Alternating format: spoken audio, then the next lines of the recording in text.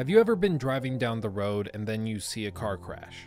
Everyone on the road slows down and is eager to see what's going on. It's bizarre because intuition would dictate that most would try to avoid such a sight, but as is normal for Homo sapiens, we tend to behave in quite counterintuitive ways. Usually this is attributed to a morbid fascination with the macabre and grotesque. Or perhaps it is due to the reality that people love to look at things that are abnormal in the literal sense of the word. If something is antithetical to our normal day-to-day experience, it is inevitably attention-hogging.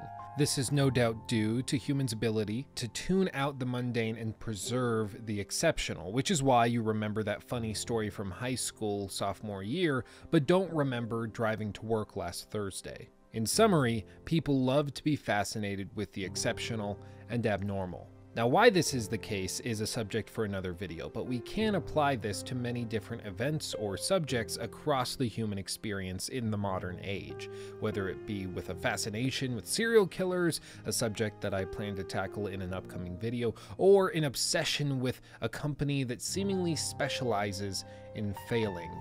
We can't get enough. This brings us to Bethesda Game Studios. Over the last few years, they have repeatedly shot themselves in the metaphorical foot with mistake after mistake, and the gaming community can't get enough of it. It's become so bad that I've grown convinced that the only thing that gamers love more than an in-depth, expansive, pro-consumer BGS RPG is a game like Fallout 76 that crashes and burns brighter than a comet into the sun. This topic was actually brought to mind as I was watching American Dad highlights on YouTube while I was on vacation recently. I noticed that YouTube kept pushing videos to me that were made by highly opportunistic and, need I say, highly talented YouTubers that were capitalizing on our love of Bethesda's failures. Video after video was recommended that told the same story. The huge problem with Fallout 76. Bethesda didn't just die, it was murdered. And the big, huge, giant problem with Bethesda come to mind as examples of titles that graced my phone's screen.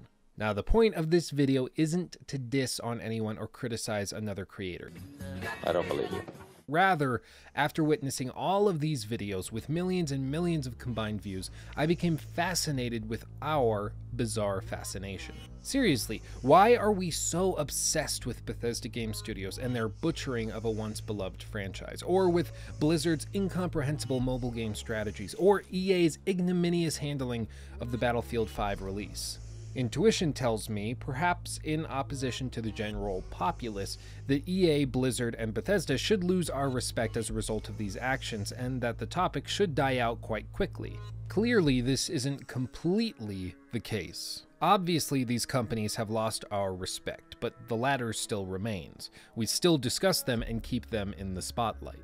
We're still bringing up Mass Effect Andromeda, Fallout 4, Sonic 2006, The Order 1886, and their ilk, and it is after much consideration that I believe this is because of the same human mechanism that draws fascination from car wrecks, pulverized tibias, and celebrity breakdowns. Perhaps it makes us feel better about ourselves or the things that we like and enjoy. Perhaps it is an evolutionary defense mechanism buried deep within our subconscious to weed out the weak and leave nothing but the strongest. Or perhaps it is simply an example of herd mentality overcoming common sense and reason.